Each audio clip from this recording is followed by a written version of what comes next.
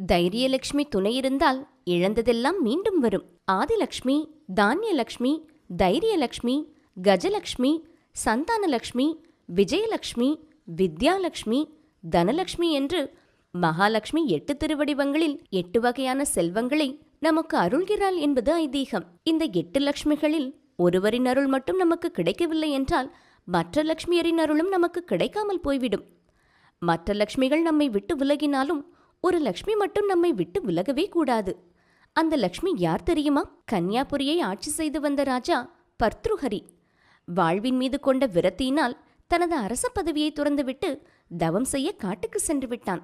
பத்ருஹரியின் விருப்பப்படி அவருடைய தம்பி விக்ரமாதித்யன் அரியணை ஏறினான். பட்டி அமைச்சராக பொறுப்பேற்றுக் கொண்டான்.